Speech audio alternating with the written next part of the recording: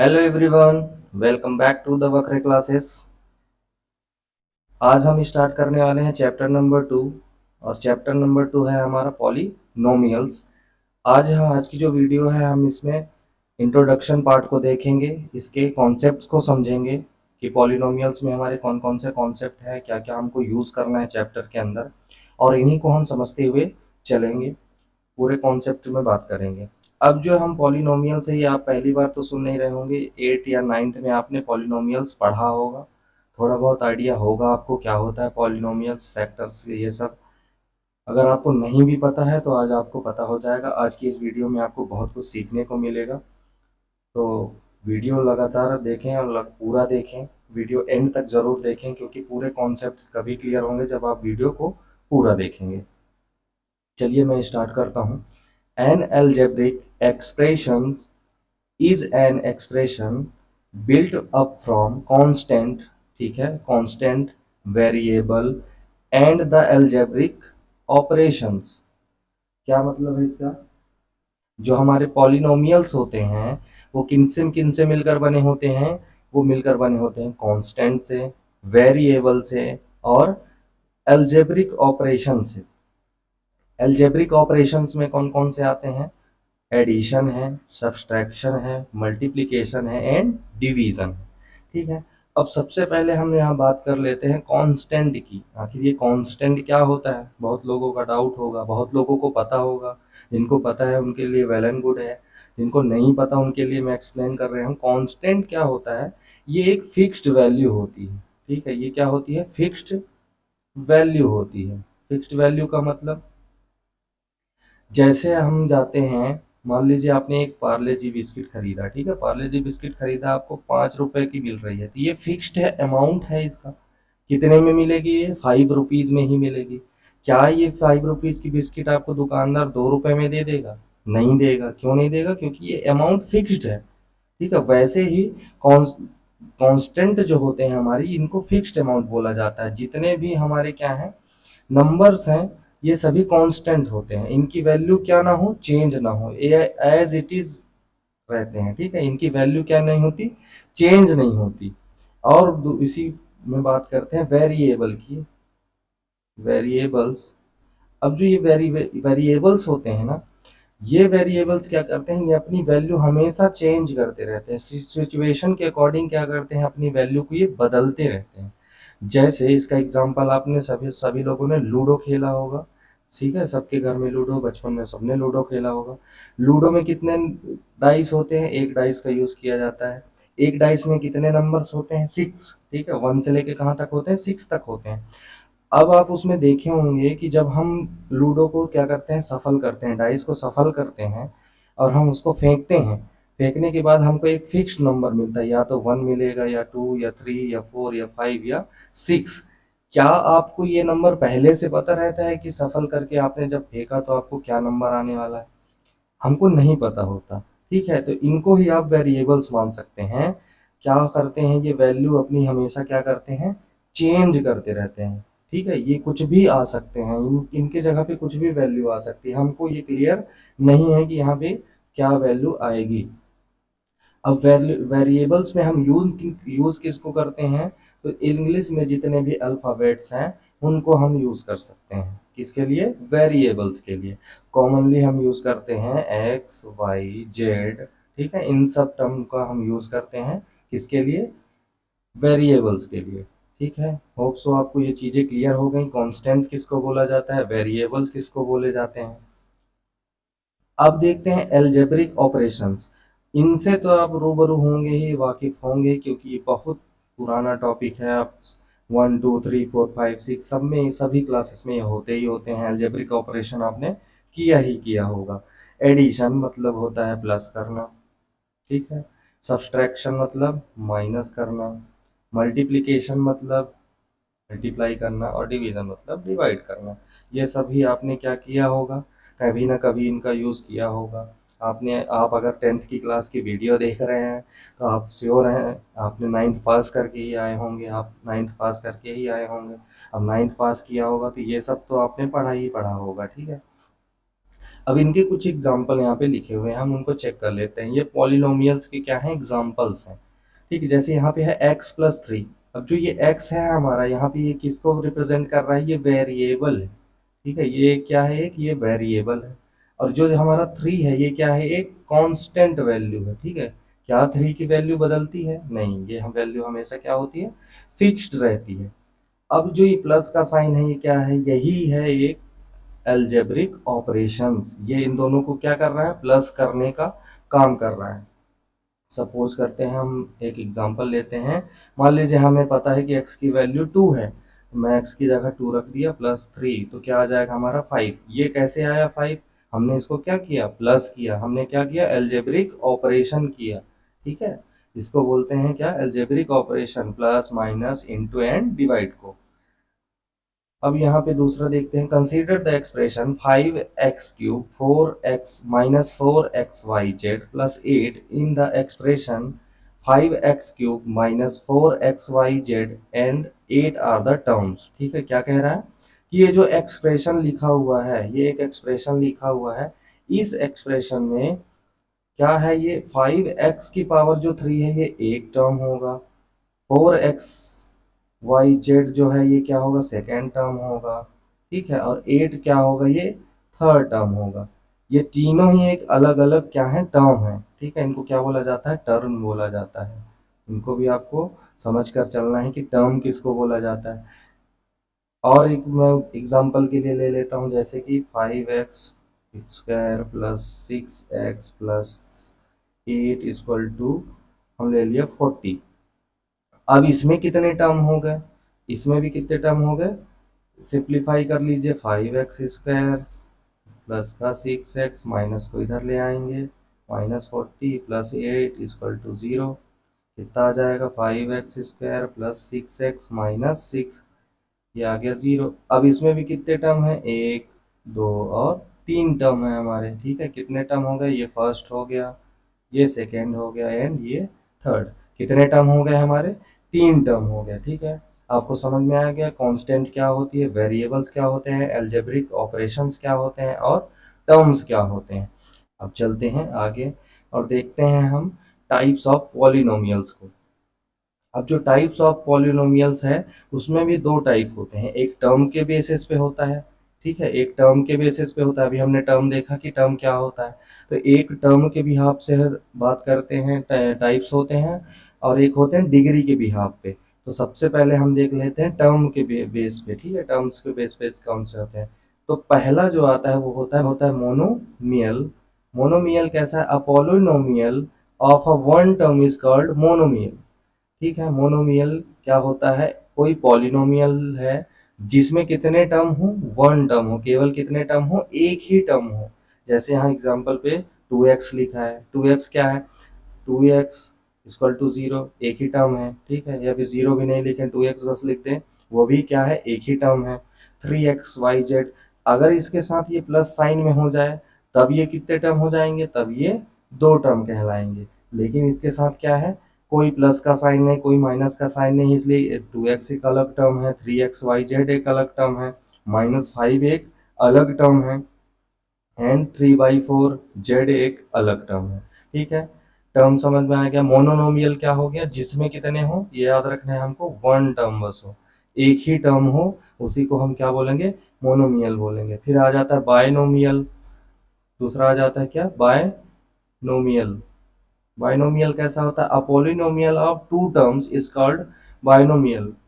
ठीक है, क्या होता है, ऐसा पॉलिनोमियल जिसके पास कितने टर्म हो, दो टर्म हो, उसको हम बोलते हैं बायनोमियल। ठीक है, तो जैसे एग्जांपल पे यहाँ पे देख पा रहे हैं 5y-3, 5y-3 अगर मैं लिखा, अब आप देख पा रहे हैं यहाँ पे कितने टर्म है, एक 5y का टर्म है, एक 3 का टर्म है। ठीक है, ये दो टर्म हो गए। फिर दूसरा एग्जांपल देखते हैं, 4z³ प्लस 7, इसमें भी कितने टर्म है, दो टर्म है। 4z³ एक टर्म होगा, 7 एक टर्म होगा। से लास्ट वन 5xyz-x, इसमें भी कितने टर्म है, इसमें भी दो टर्म है। कौन कौन से, 5yz एंड x, ये भी क्या हो गए, ये होते हैं बायोनोमियल। ठीक है, जिनके पास क्या हो, दो टर्म हो। अब देखते हैं ट्राइनोमियल। ट्राइनोमियल कौन से होते हैं?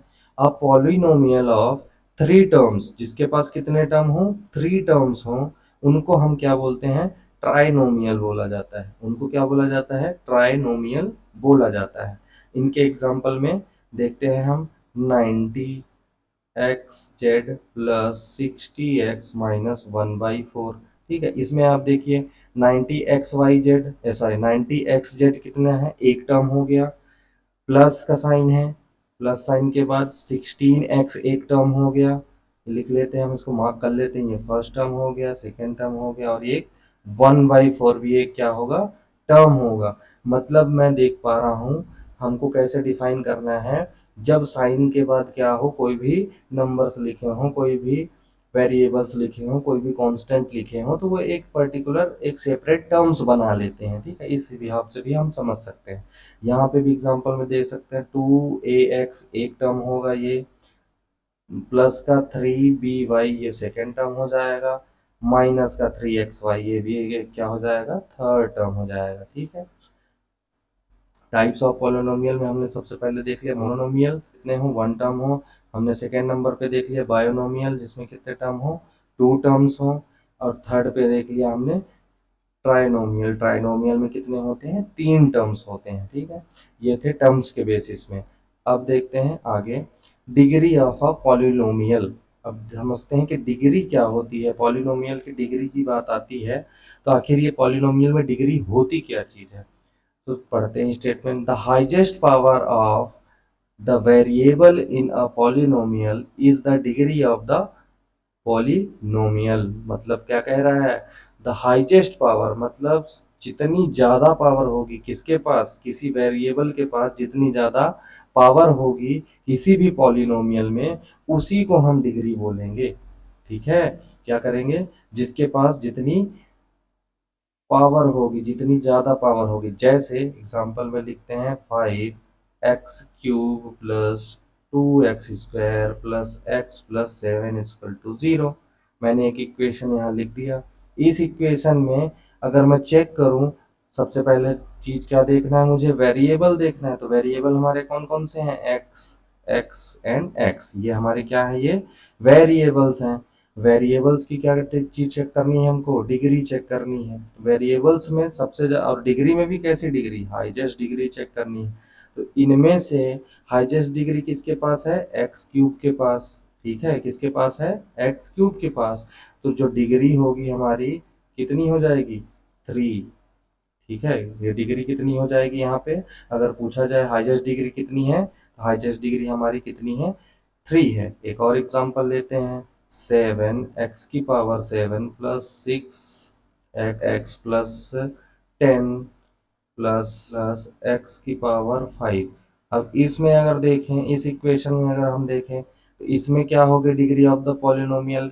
ये 7 है, इसमें हो जाएगी हमारी 7, क्योंकि हमको क्या देखना है? सबसे पहले वेरिएबल्स देखने हैं। वेरिएबल क्या है? x है। वेरिएबल हमने देख लिया। अब वेरिएबल के बाद क्या चेक करना है हमको? इसके पावर को चेक करना है। पावर किसके पास सबसे ज्यादा है? x के 7 के पास। तो इस पे क्या हो जाएगी? डिग्री हमारी हो जाएगी कितनी? 7। ठीक है, क्लियर है। नेक्स्ट में बात करते हैं टाइप्स ऑफ पॉलिनोमियल्स में हम समझेंगे। टाइप्स ऑफ पॉलिनोमियल में हम देखते हैं डिग्री के बिहाफ पे। इसके पहले हमने किसके बिहाफ पे देखा था? टर्म्स के बेसिस पे देखा था। अब हम लोग देखते हैं किसके बेसिस पे? डिग्री के बेसिस पे। ठीक है, इस पे भी 3 टाइप होते हैं। इसमें सबसे फर्स्ट नंबर पे आता है हमारा लीनियर पॉलिनोमियल। ठीक है, क्या आता है? लीनियर। और लीनियर का मतलब होता है क्या? स्ट्रेट लाइन में। ठीक है, स्ट्रेट लाइन में जो ऐसे सीधी रेखा, एक लाइन हो, कैसी हो? एकदम स्ट्रेट हो, ये लाइन कहीं भी मुड़ी ना हो, स्ट्रेट लाइन में, उसी को बोला जाता है linear. A polynomial of a degree 1 is called a linear polynomial.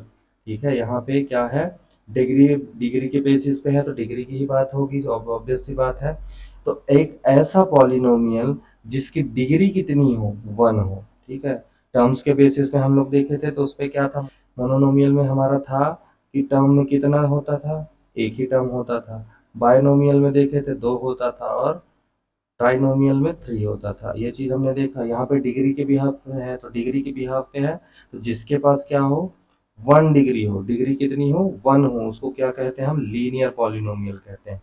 Example देख लीजिए यहाँ पे 3x-5, ठीक है, 3x-5। अब हम क्या चेक करेंगे, हाईएस्ट डिग्री चेक करिए वेरिएबल की। हाईएस्ट डिग्री इसके पास कितनी है, कुछ नहीं है, मतलब क्या है, 1 है, इसलिए क्या है, ये एक लीनियर पॉलिनोमियल है। ऐसे ही 8x plus 7y minus 9z, ठीक है, ये भी क्या है, ये भी एक लीनियर पॉलिनोमियल है। कैसे, क्योंकि इस पे भी अब आपको ये कंफ्यूजन हो रहा होगा कि इसमें मैंने 3 वेरिएबल्स यूज किए, x, y एंड z।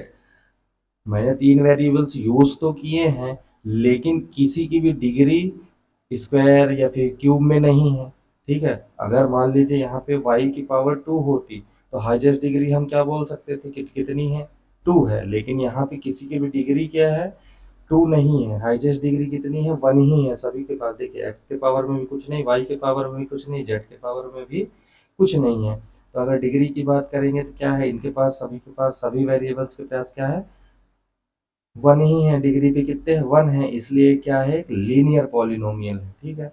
और दूसरा एग्जांपल देखते हैं, 1/2 x माइनस 6z माइनस 10√2। ये भी एक कैसा है, क्योंकि x के पावर में कितना है, 1 ही है, और जब x की पावर में हमेशा जब डिग्री 1 होगी तो उसको कैसा बोला जाएगा, लीनियर पॉलिनोमियल बोला जाएगा। क्लियर। अब आते हैं नेक्स्ट में, जो सेकेंड नंबर है हमारा, ये क्या है, क्वाड्रेटिक पॉलिनोमियल। ठीक, क्वाड मतलब होता है 2 या 2, क्वाड मतलब क्या होता है, 2।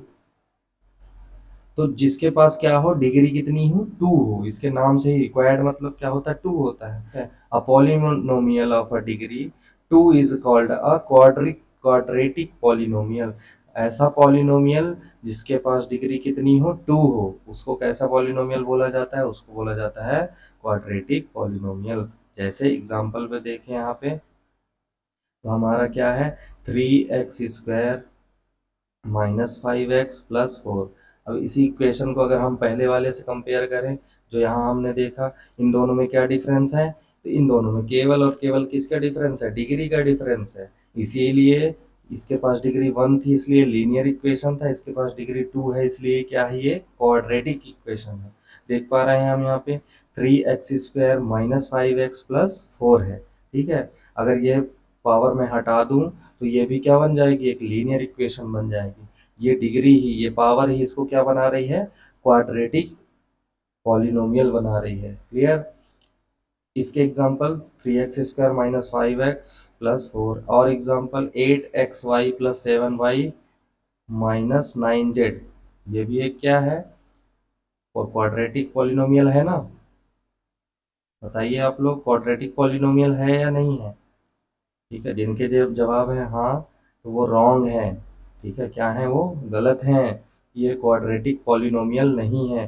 मैंने इसीलिए इसको यहाँ पर लिखा है कि आप लोग कंफ्यूज हो जाएं। 8xy plus 7y minus 9z, ये एक क्वाड्रेटिक पॉलिनोमियल नहीं है, ये एक लीनियर पॉलिनोमियल है।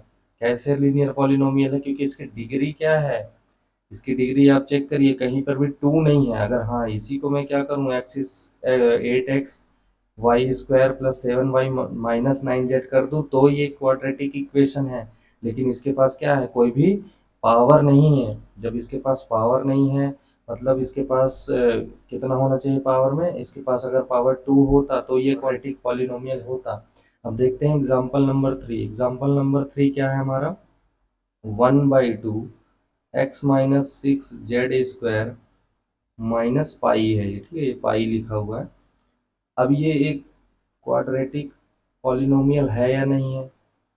अब आपको सबको, सभी स्टूडेंट्स को क्लियर हो गया होगा कि हाँ, यह एक क्या है, क्वाड्रेटिक पॉलिनोमियल है। क्यों क्वाड्रेटिक पॉलिनोमियल है, क्योंकि इसकी डिग्री हम देख पा रहे हैं, इसकी हाईएस्ट डिग्री कितनी है, 2 है, इसलिए क्या है, क्वाड्रेटिक पॉलिनोमियल है। ठीक है, अब बढ़ते हैं नेक्स्ट पार्ट में, जो है हमारा क्या, cubic polynomial. A polynomial of a degree 3, जिसके पास कितनी डिग्री हो, 3 डिग्री हो, उसको हम बोलते हैं क्या, क्यूबिक पॉलिनोमियल्स।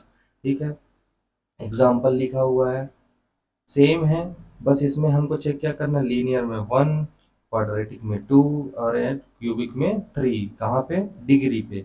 अब एग्जाम्पल में आपको दिख रहा होगा x की पावर 3 है, देखिए यहाँ पे x की पावर 2 है।